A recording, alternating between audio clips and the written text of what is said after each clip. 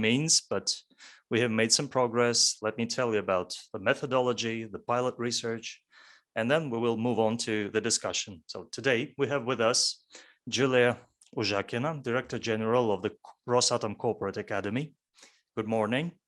Then Dirk Meissner, Head of the Laboratory of Economics and Innovation, Professor at the Statistical Research Institute of the Higher School of Economics.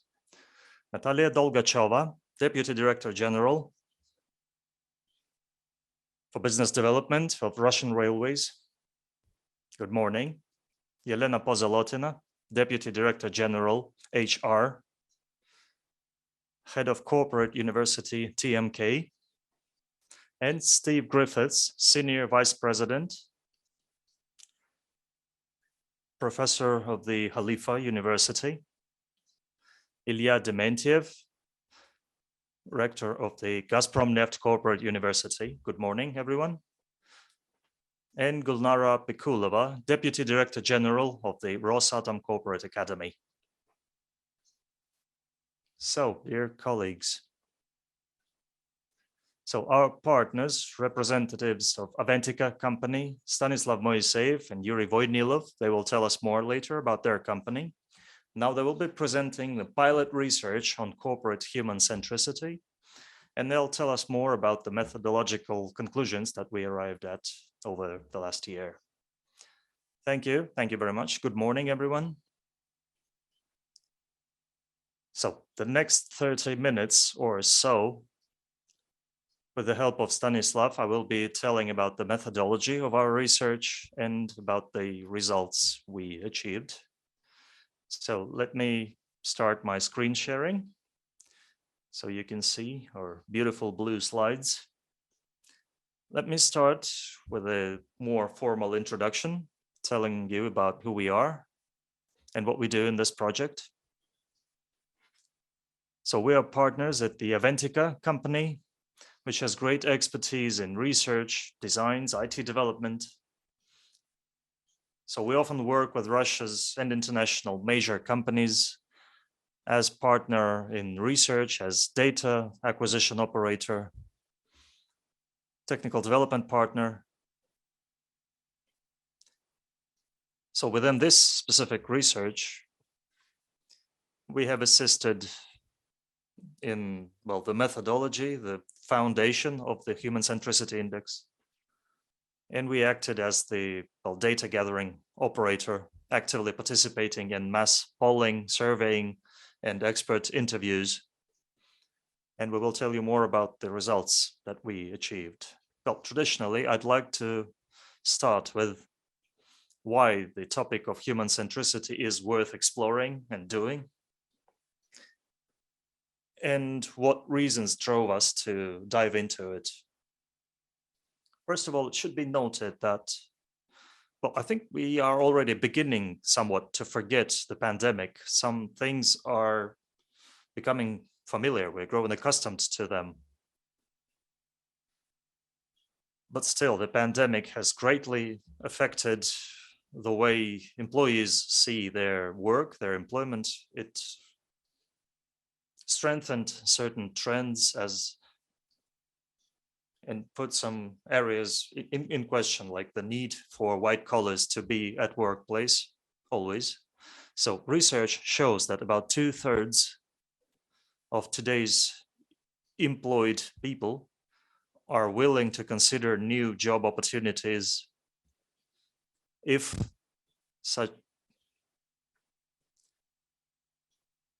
their current employment is not flexible enough. The same applies to, well, employees in Russia. We are up with the latest trends in this respect. So in Russia, surveys show that employees are ready to endure a small decrease in salary if they are allowed to work remotely. A small decrease, it should be said, a small reduction. So about the effect of work on employees' everyday lives, the effect is not, well, exactly positive. A Gallup research reflects a growing factor of stress generated by work in relation to employees' daily lives. So while in 2010, about 32% people said they experienced negative emotions or stress at work. So over the last decade, this share has grown by 11%, which is, well, this trend is far from positive.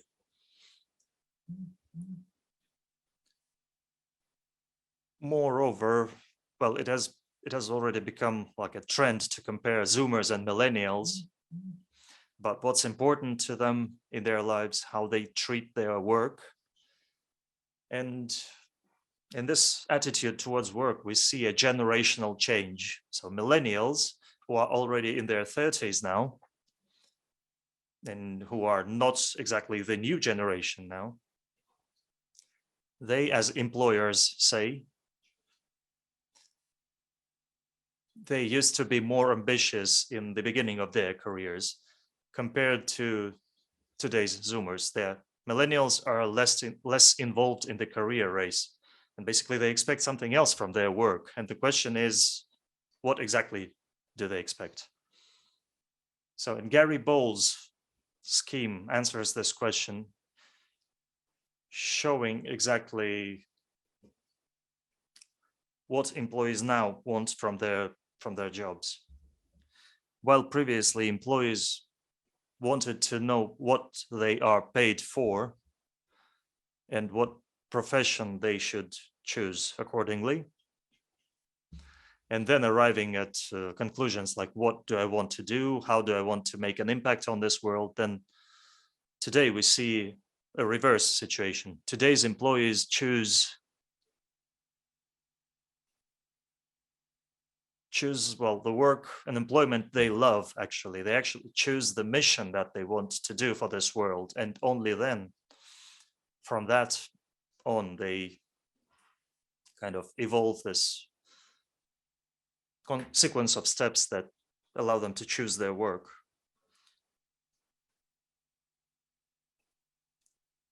And when speaking about these changes, it looks as if employees, well, demand something that the company should give to them, because otherwise, where humanism is one of the topmost values, and indeed companies have to show loyalty towards employees and care for them, as if there is no, well, business behind that, no generating profits. But still, no, there are still business values behind all this, and lots of international and Russian research show that investments in human-centricity culture and investments into culture of new relations with employees allow companies to benefit themselves, both materially and non-materially. Well, summarizing all this, I can say that, well, the new focus of companies that we really want to support and encourage should be based on introducing new approaches to interacting with current employees and community that's forming around the company and, well, society as a whole. And this should become the new mission for businesses to keep up with the modern world. So this approach can be called human-centric. And in developing this approach, well, the development of this approach is exactly what we were basing our research on. And now a couple of words about the approach. So while doing this research and in communicating with our partners, we touch upon the topic of human centricity.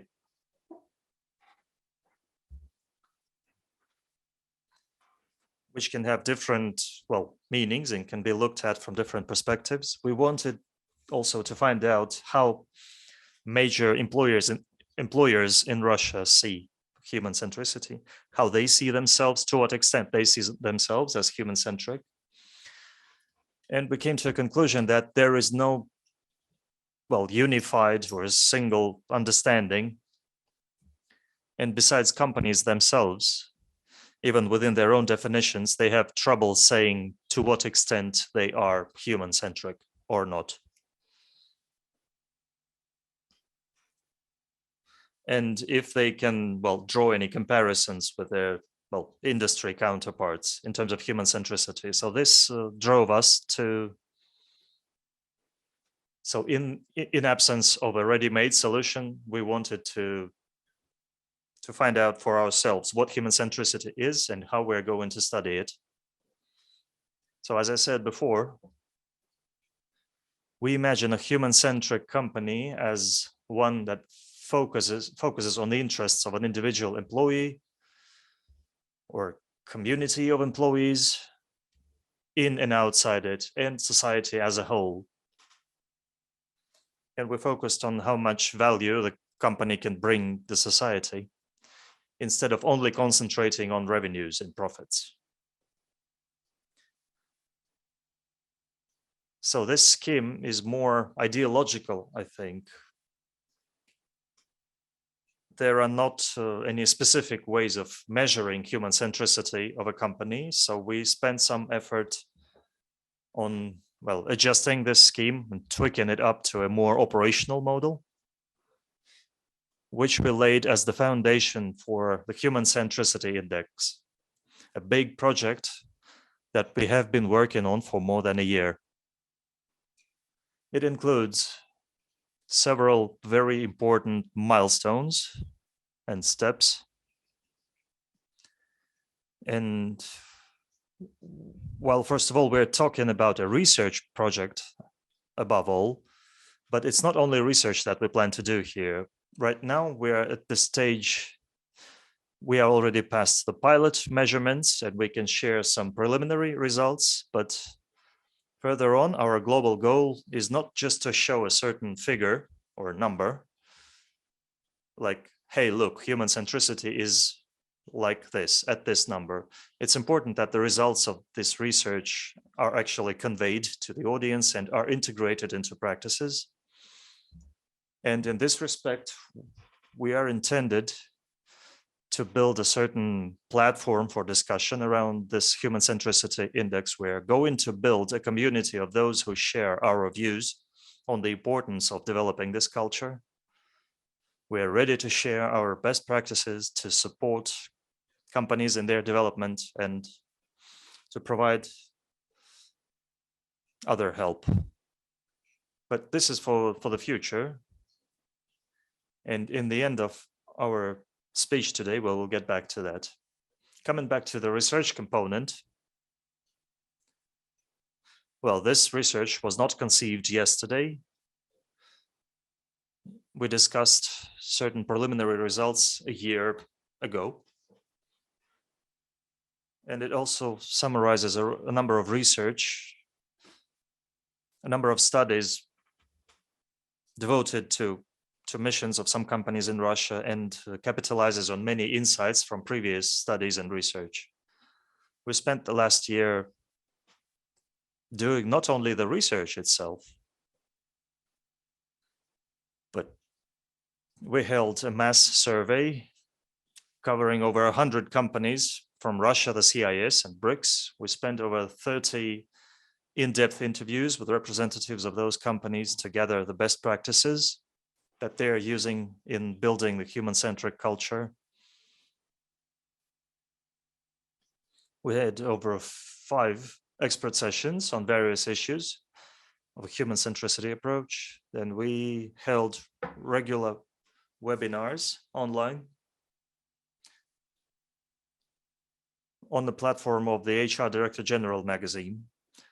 So let's put a sort of a comma here while telling about the project. Let's move on to the current stage, where we are now exactly. First of all, let me remind you about the methodology and go in details into the model that we relied on during the research. As I said before, we had this ideological model of a human-centric company, and we wanted to turn it into into an actionable scheme, a scheme that we can use and work on actually. So this index includes over 44 indicators that are used to calculate the human-centricity index. But first of all, we can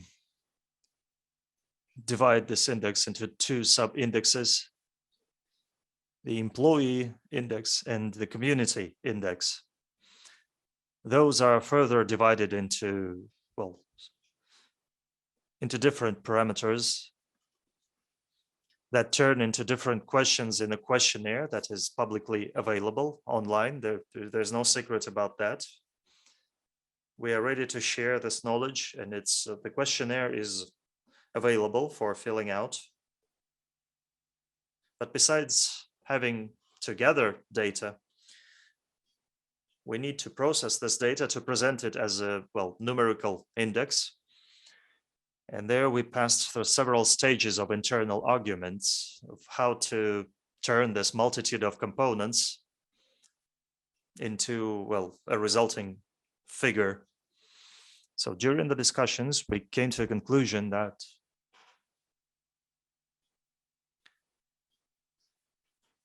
we don't have a firm, well, theoretical foundation to the fact that some of the components have more effect on the final figure, on the final index.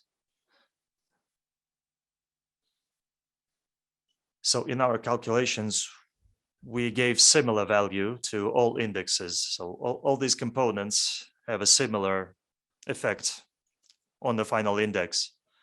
I understand that there can be a lot of argument about that, and many could argue that different factors have different impact.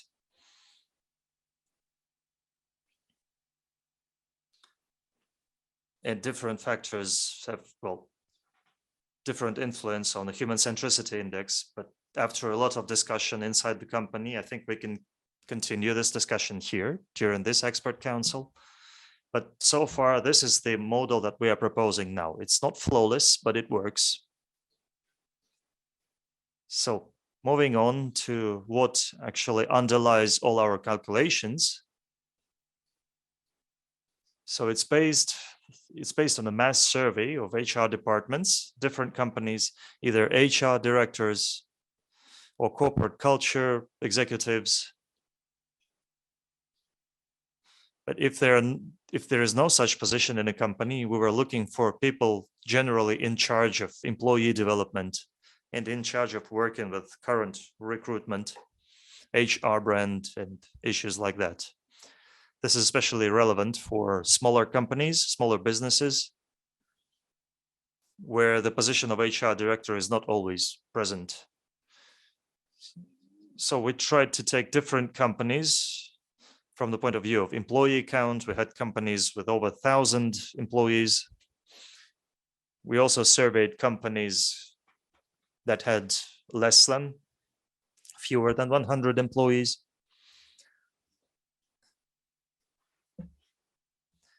So to make this research more comprehensive, we reached out to companies with annual turnover less than 1 billion rubles. And we also covered companies with annual turnover less than 400 million rubles. So as for business sector, there's a lot of versatility here as well. We didn't focus on the energy sector alone. It's not the only sector committed to developing human centricity. Our rating covers a lot of different business sectors, including manufacturing, retail and commerce, and B2B services.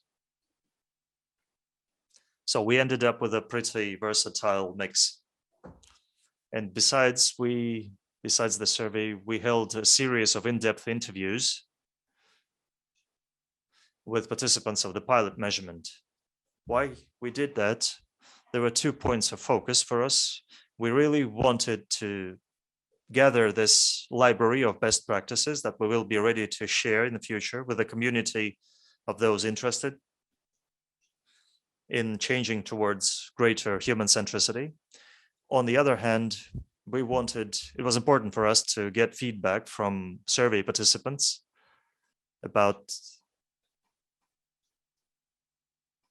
about their evaluation of the research arsenal that they have. Because one of the biggest risks in a survey like this, because modeling, well, is bound to simplify reality in certain ways, but it's important to make sure that this simplification doesn't lead to loss of certain significant components. So we went to great length to ask our respondents how accessible and understandable this set of instruments is, and what they think could be unnecessary or what may be lacking in the instruments that we were proposing. Well, in general, we were pretty satisfied with the results of the survey. So the respondents mostly told us that, well, the instruments allow them to measure what they need in terms of human centricity index. They also they said they had little difficulties in understanding the questionnaire and the overall logic. However, the two comments that occurred most often were coming from small businesses, were from people who do the functions of HR. They said that while filling out the questionnaire, they noted that some of the questions we were asking were irrelevant, because in their small companies, there were no, well, the things we were asking about were absent in their companies, so they had nothing to answer.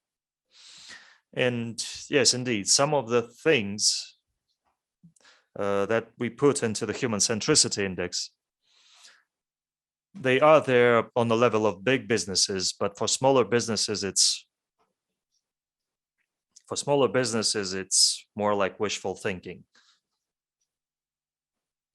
For example, extended social packages or perks or a system of support for employees, individual training plans or individual development plans for employees, something that's been actively developing and existing in major corporation, is still to be found on the level of smaller businesses. Although it can be available in a different shape, maybe less formalized, in the form of some private initiatives, probably. Yet sometimes, quite often, respondents can't relate, smaller business respondents can't relate to what bigger businesses do. And sometimes they're even shy to talk about these initiatives. And here the question arises whether we should carry on adapting this set of instruments to make it more understandable and accessible to smaller businesses, or we should go a different way and go more towards the large corporate segment, sacrificing this wide proliferation of the index. Well, we have to find an answer here. And the other comment we received, not only from smaller businesses, but from all respondents and from all industries and sectors, sometimes they said pretty often they're not sure in the answers they are giving, because, well, human specifics and specifics of human perception, there is certain subjectivity in evaluation, so their evaluation may be biased. So it would be a good thing, respondents told us, to ask the same questions to other employees in the organization, either within the HR department, to get several about different opinions from the HR service, or maybe distribute the questionnaire even wider among all employees of a company to get a certain aggregated evaluation from a wider sample. And yes, indeed, the question of whether we should do that, the answer to the question whether we should do that is not obvious. To us, it was important to increase the accessibility of this questionnaire, availability, and to maximize the reach of this survey. And it was also important for us to have this questionnaire filled out by as many companies as possible.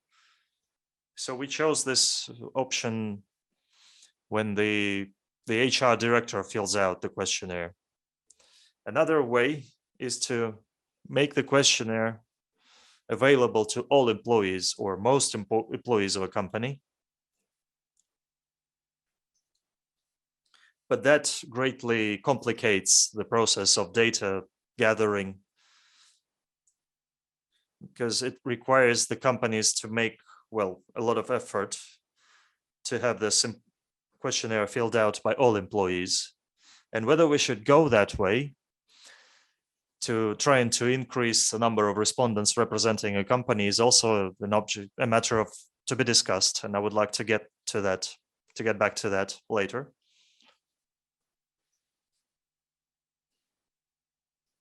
So yeah, indeed, these are some of the most pressing issues that we faced during the research.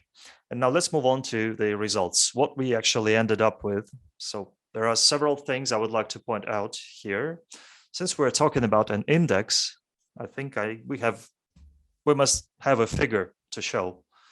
So these numbers are in front of you, just a little of technical comment on my part. The index has varies from 0 to 100. Minimum is 0, maximum is 100. So 100 means maximum level of human centricity in a company. What you see here is the average, meaning the average value of index and sub-index. So our sample of more than 100 companies that took part in the research returned an average index of 51. Employee involvement, community involvement is 57 and 46 within a 10-point dispersion.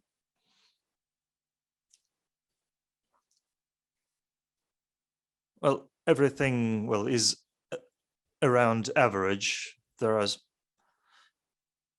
more to aspire to, especially in terms of interaction with community and employees. There is no discernible bias right now, but we can't say that the employee value is bigger, but we can't say that community is trailing behind significantly. I think there is a certain balance between engagement of employees and community. So while beginning this research, we had a number of assumptions, formalized, some more formalized, some less. One of the assumptions was about that human centricity is a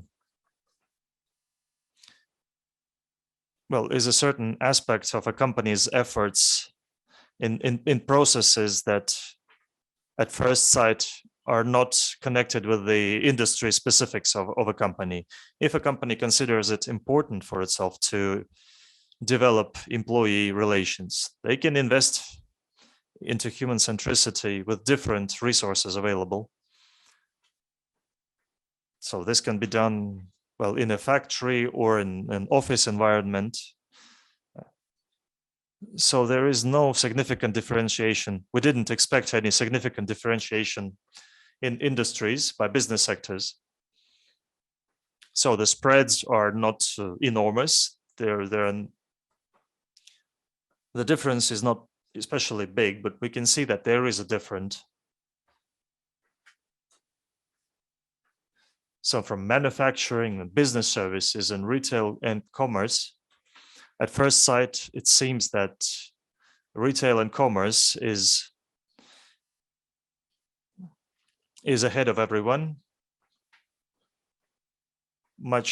doing much better than manufacturing, for example. But yet at the same time, I'd like to comment on this.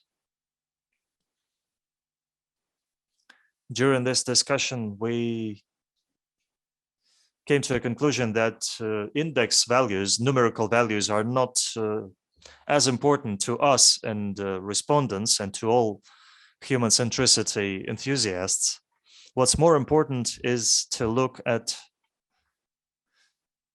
separate independent parameters that companies can lag behind or go forward. And And on the level of separate parameters, I think this is where we should analyze the picture, because the general human centricity index, it doesn't tell exactly what a company should do, for example, in manufacturing to get this index up.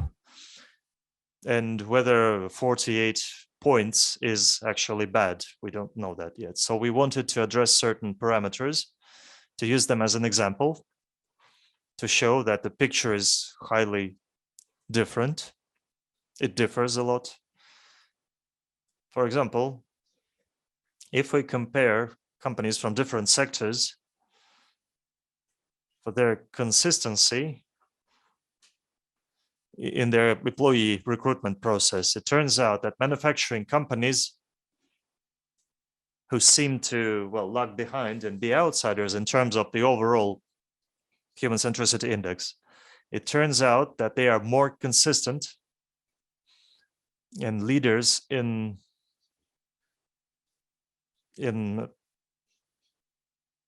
systemic approach to recruitment compared to other sectors.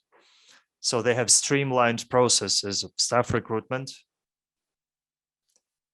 And if we take a look at another value,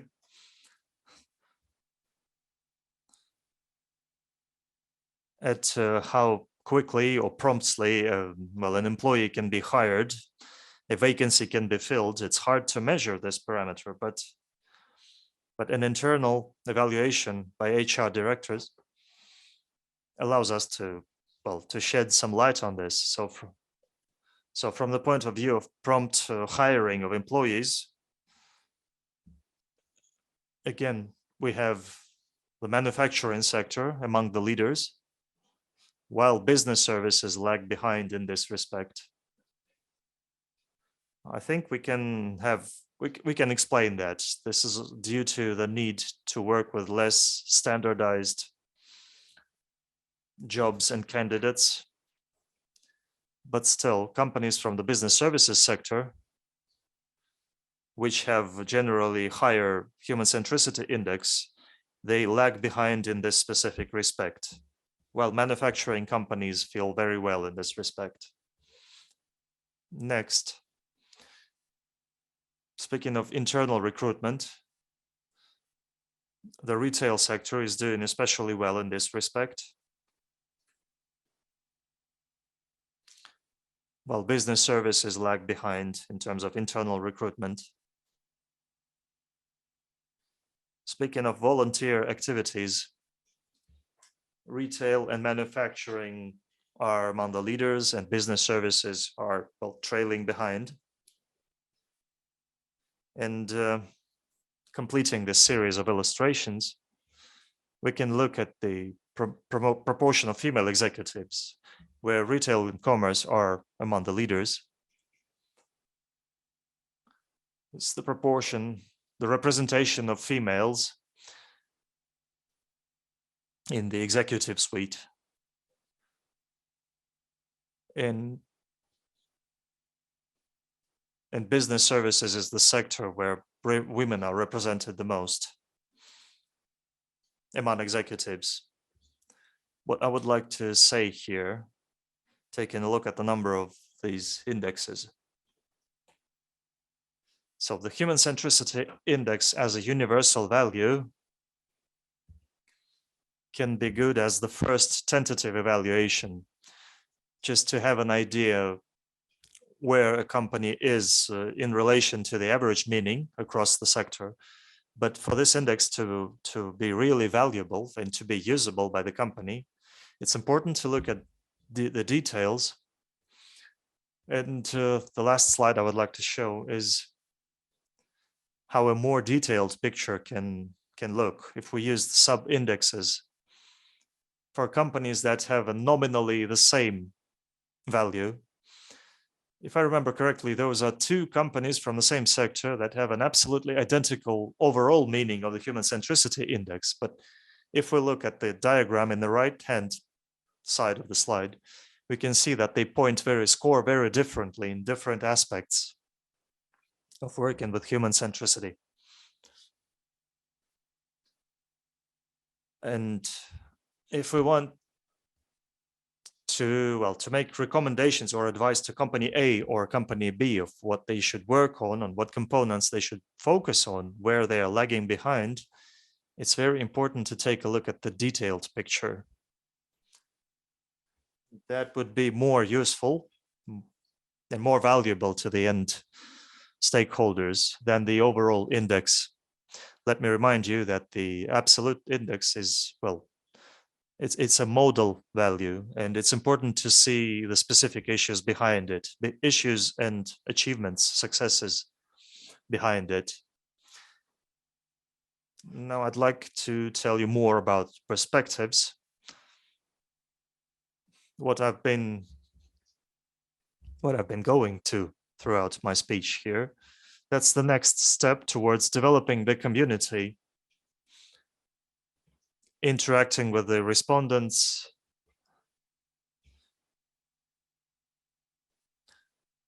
now it's important to us to convey the results of this research, to share the best practices. But before going public with this, with the results, and before starting to build the community, and even more so before starting new waves of measuring the index, it's important to answer a couple of questions that some of which I already asked. And yes, I would like to discuss these as well today. The first one is more of an ethical issue and pragmatic issue, whether the index should be not anonymous the way it is now, but public, de-anonymized,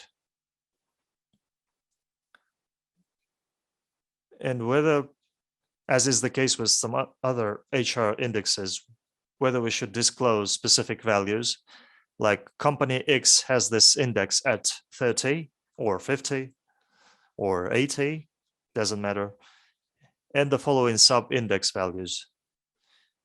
To make this information available so that employees or candidates can consider this information while preparing to a job interview, for example. Not all respondents are ready to share this information or to have it publicly disclosed. So we encountered a number of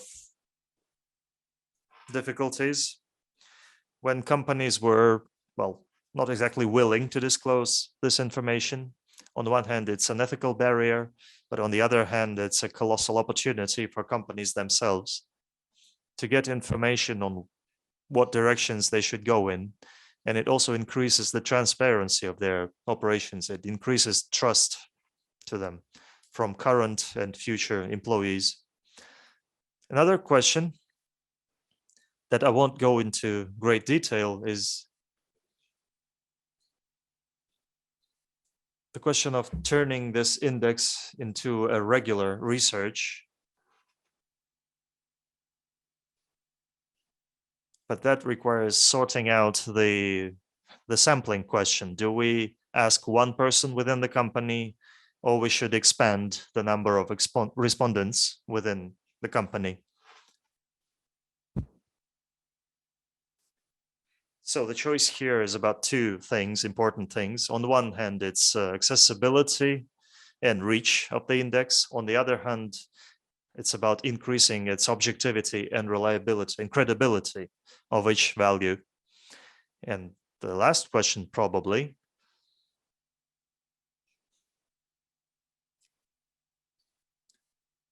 we are willing to share our findings and knowledge with other companies, and other index respondents share this willingness. They're ready to share their experiences, the difficulties they had to overcome. But there are some other kind of values and information that we can disclose and share among the community, and other knowledge that we can share.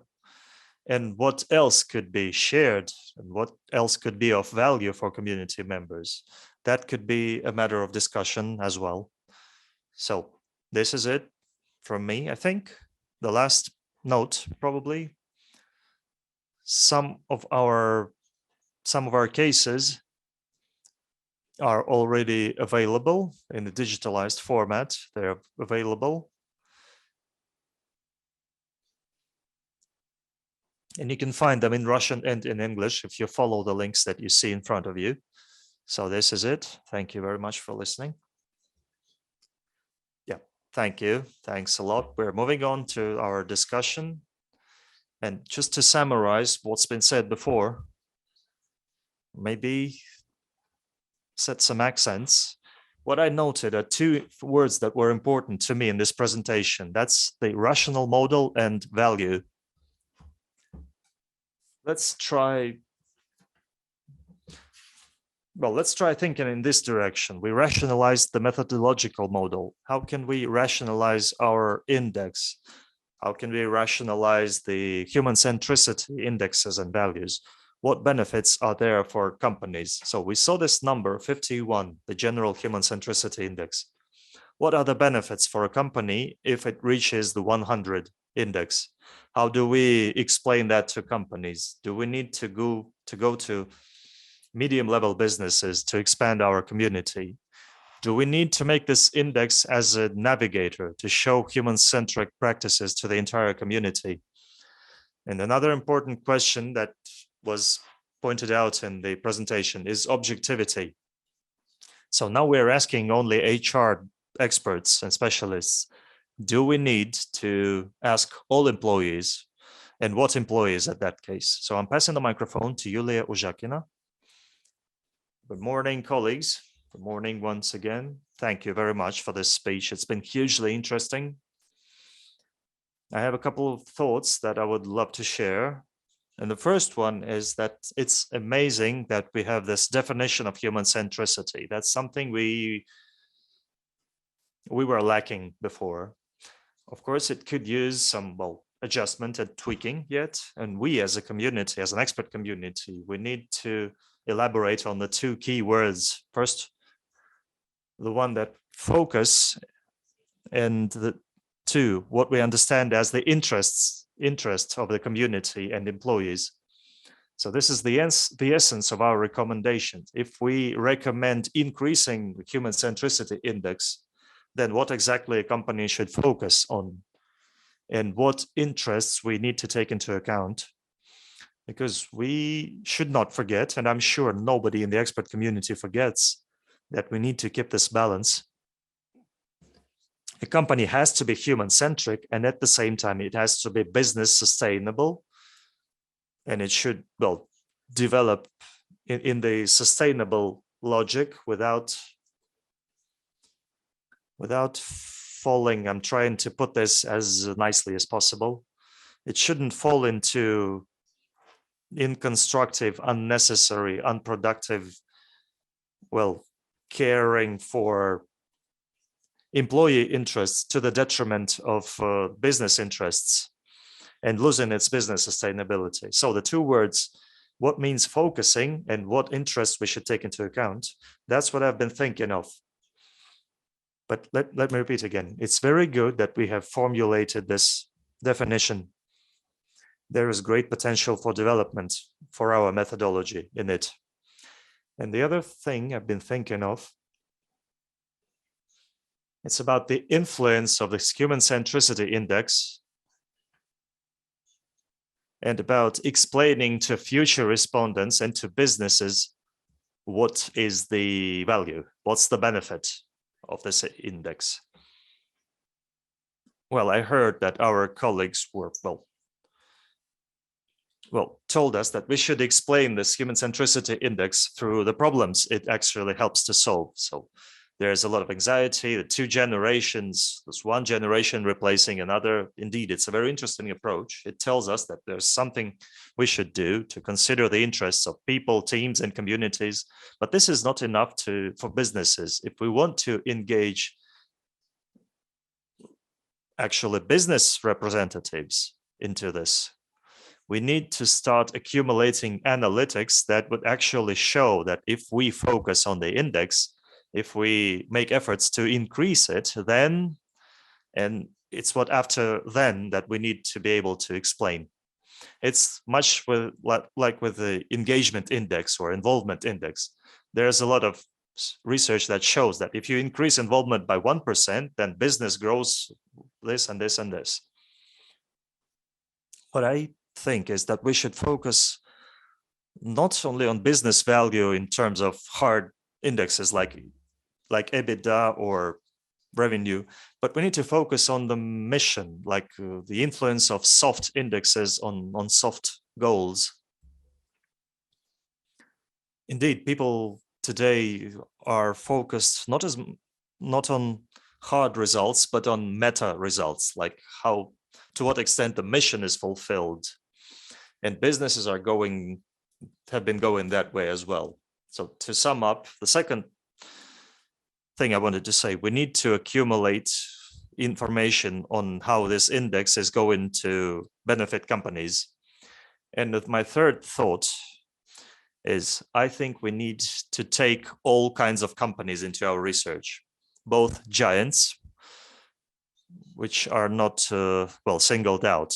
Right now we have big businesses is every company with a staff count of over 1,000 employees, but there are giants like supernovas, huge companies, and they should be singled out, I think. And listening to conclusions, I came to a conclusion, no pun intended, that we need to address smaller businesses as well. They have their own lives, they have their own issues. They can't use most of the practices that big and giant businesses use, but yet they are the foundation of the community, of the economy. They employ huge numbers of people collectively.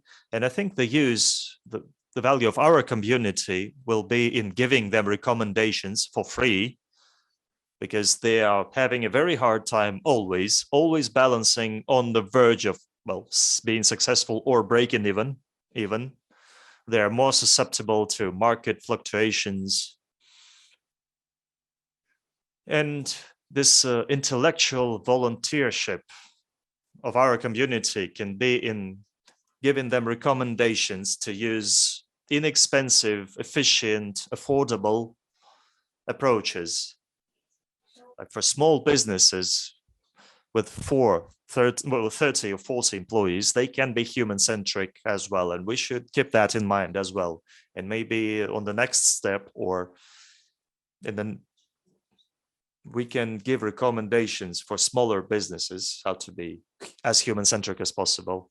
I think there is value in that. And the last thing I would like to say, we need to go public with the results of our research. I think it's time. I think we are past the garage discussion phase. The material we have accumulated is very valuable. It makes people think, correct their strategies, HR management strategies, and I see lots of value in it. Of course, it's not perfect.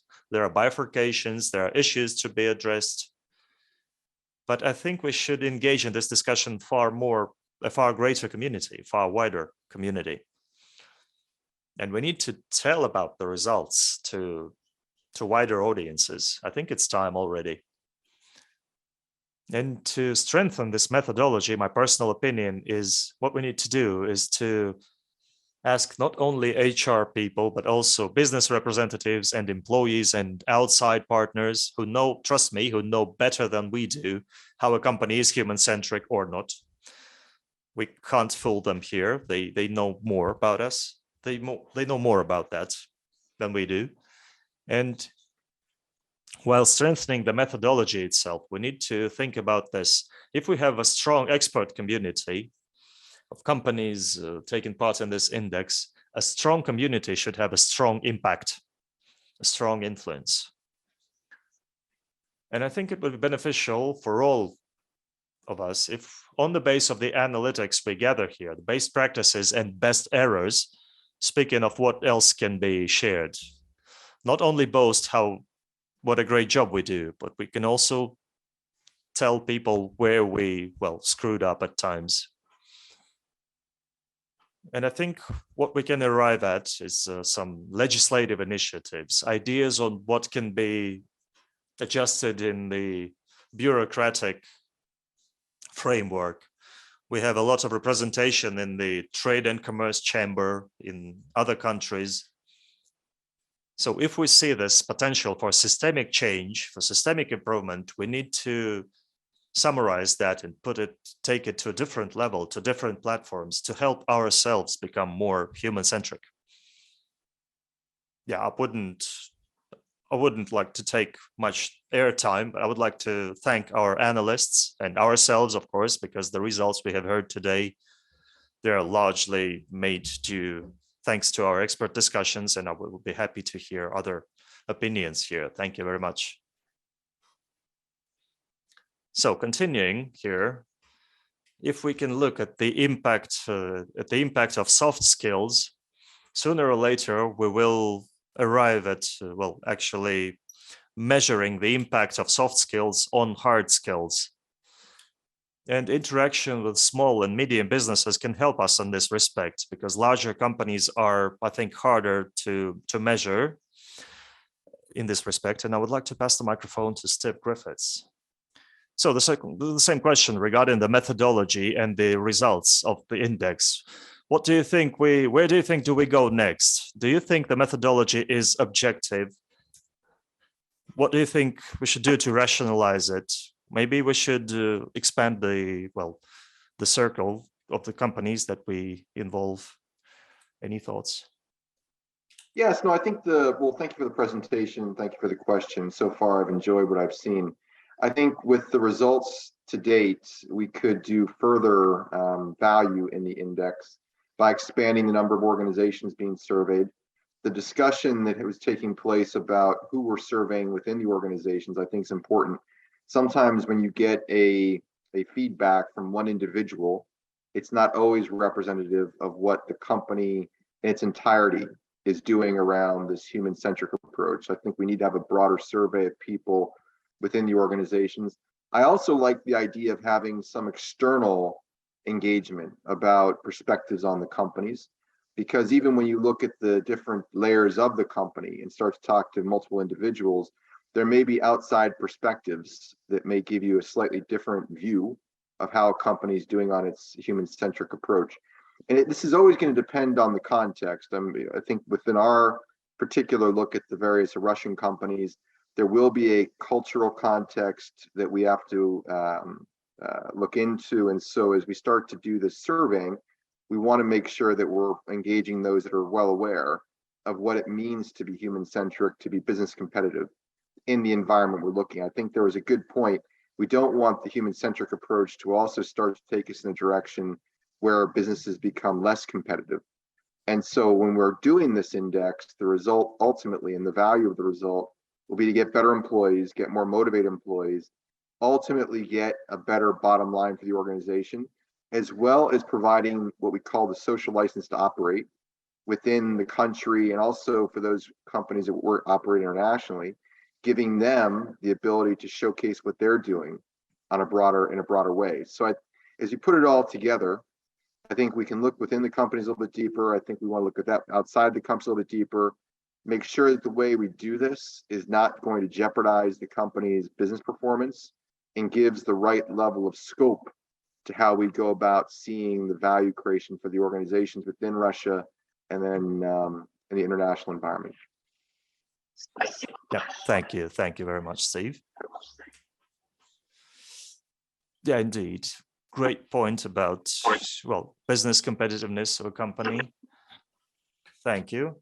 And now I'm passing the microphone to Natalia Dolgacheva. I hope she's with us here. Yeah, colleagues, I'm here. I'm sorry, no video now. So the question is pretty specific regarding employee motivation, and who can tell us better about employee motivation? What do you think how this index could do for employee motivation? Well, I think surveying different target audience within a company could help in this respect, and this is what we do. But there's a problem of socially acceptable, socially approved responses, because an acting employee, a person currently employed with the company, always tries to tell good things about the company they work in, especially if it's an inside survey. And I think it would be useful to evaluate certain responses available from public sources or students wanting to intern at this company, or from former employees. I would suggest involving former employees as well. Yeah, thank you, Natalia. And the same question goes to Yelena Pozolotina. Just tell us more what you think about this motivation and value of our companies. Things we may do to help companies increase these values. Sorry, colleagues, the connection is not very good, so no video from me.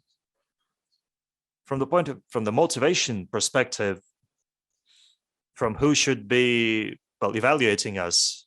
Speaking of big businesses, maybe it's not as true about smaller and medium businesses. Most big companies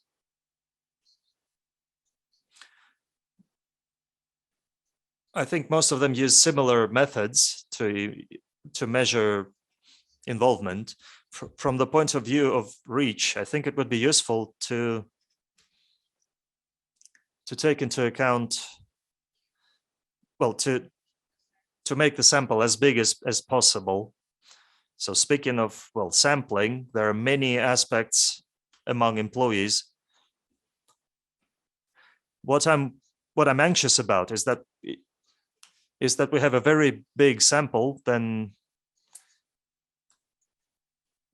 there's going to be a sort of negative effect for employees. If we keep asking them all the time, they will expect us to do something on this. And with too many questions, I think the effect could be negative. So I think we should look at, standardizing the forms. And speaking of motivation, what I would like to say here is when we ask our employees about motivation, they're always going to say something like negative, to mention negative things more than positive. We saw this in the involvement research. Even with companies,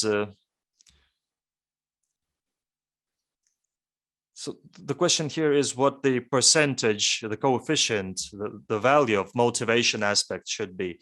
I don't think motivation should be the key value here. I think we should rely more on instruments and systems of motivation. From the point of view of expanding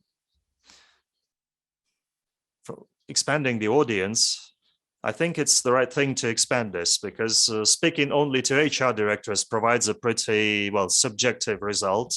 And I think there should be more input from businesses and other departments and from employees, and maybe from clients even.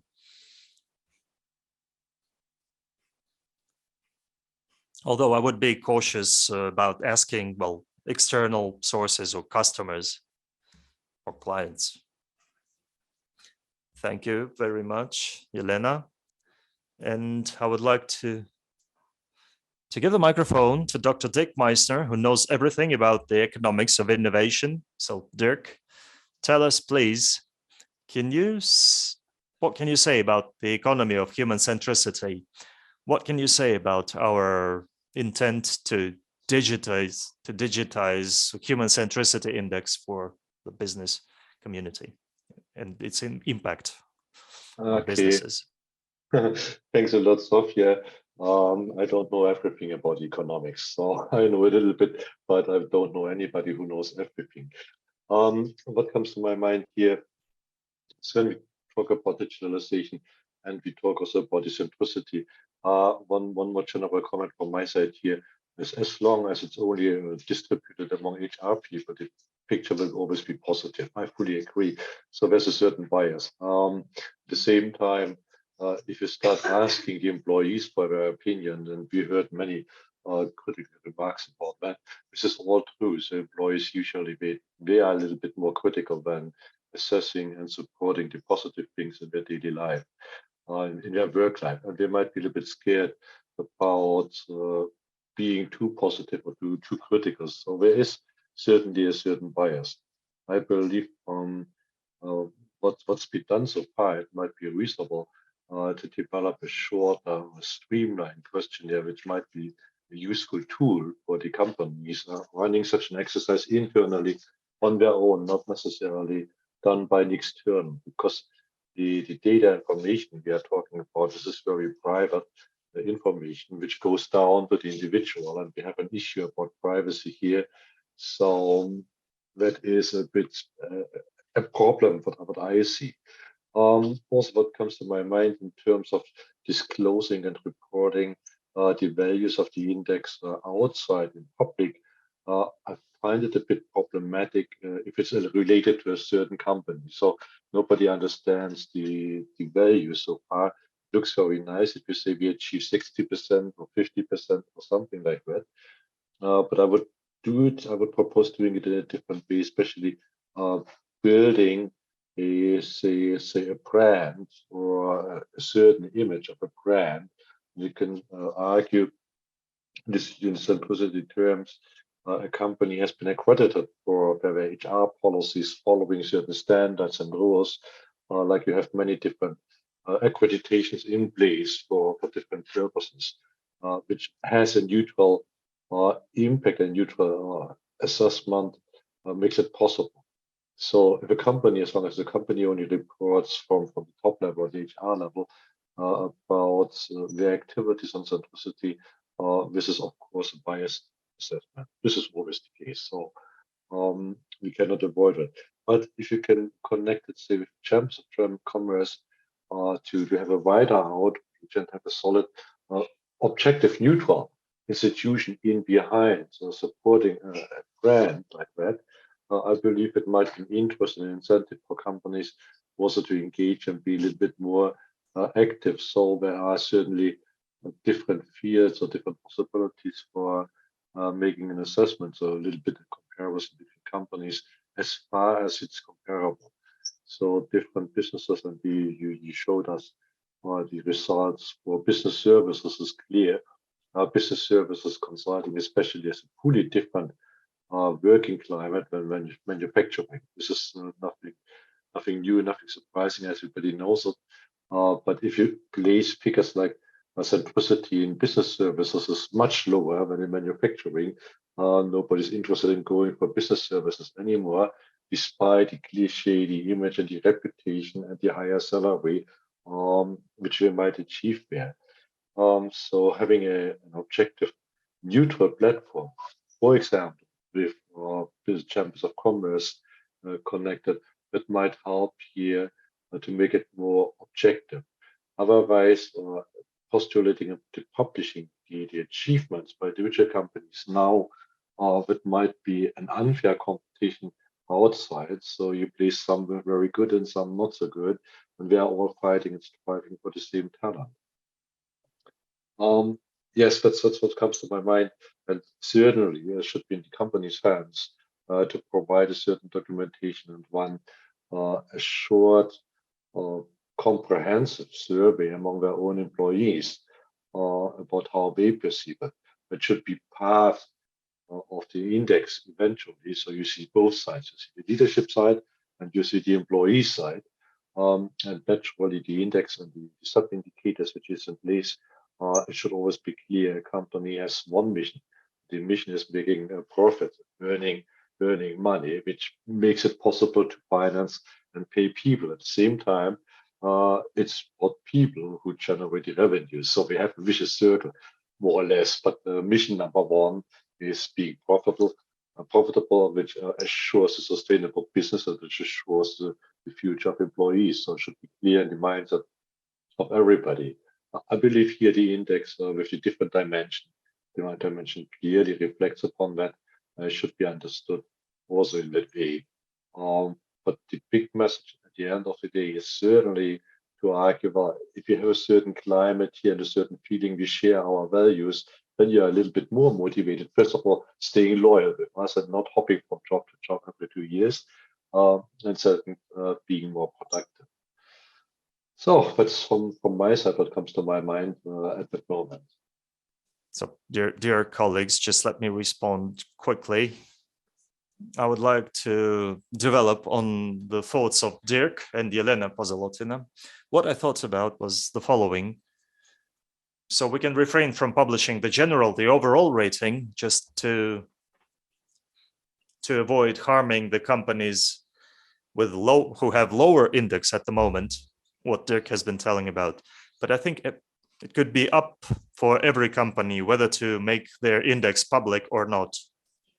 And since we here as experts cannot yet tell what value is good and what value is not, so at this stage of research, we can't even say for sure that we need 100%. But we can say that we have these top 3 companies, for example, with the highest human centricity value or a certain quartile.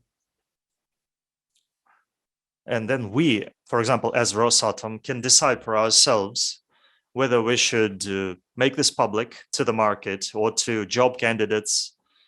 And that could be very important to them, that our human centricity index is one of the highest in Russia or in the world. So this should be the decision of the participating company, whether to make the index public or not.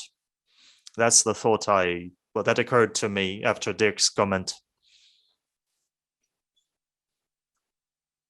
And moving on to Yelena Pozolotina's thought, I totally agree that we need to take into account the indexes that we already have, like involvement index or engagement index. We can take into account the Sustainable Development Index. Most companies already measure it.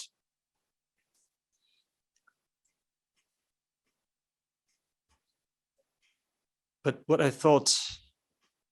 occurred to me is that big and very big companies usually already have formal or informal opinion leaders among employees. For example, there are youth communities all giant companies have these. There are community leaders who can actually consolidate the opinions, say, from young people within the company. Well, they can offer some criticism, of course, but that's nothing to be scared of. But what I think is, for sure, there are people within a company who can consolidate and express opinions of a certain stratum of employees, professionals or youth or veterans, people with a long history of work in a company, or volunteers, a whole different cohort of employees. And probably we all know either formal official leaders officially assigned for the role, or unofficial informal leaders. So instead of asking everyone, we can reach out to opinion leaders or micro community leaders. And I think it would be useful to stage in-depth interviews with those people to get a better understanding of what people think inside the company, in addition to questionnaires. So while Yelena was talking about ways of sparing employees countless questionnaires and so on, well, from my experience, I don't remember anybody doing this before, but this is what we can experiment with just to see how it works. Yeah, thank you. And in singling out community leaders, it can be one of the index values, I think. The presence of such leaders in the company can be an important indicator. So nearing the end of our discussion, I would like to ask you to put the presentation on the screen. So please use these QR codes to be the first to see those human centricity cases and to see what we have done over the last year. Thank you. Thank you very much for everyone involved. Let's hope what we have said and heard today will be used in our next steps. We will be moving on and we will tell you about what we achieve. Thank you very much. Thanks, dear friends. Very happy to see you all, even though offline. It's great to be able to get together and discuss important issues like this. Have a great day, all of you.